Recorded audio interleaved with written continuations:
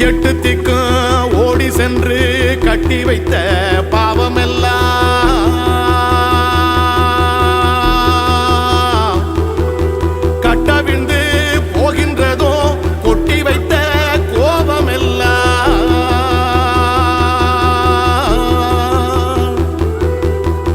கரை புரண்டு சோகமெல்லாம் போதும் செய்த துரோகமெல்லாம் அன்பென்னும் அலைகடலாம் அதில்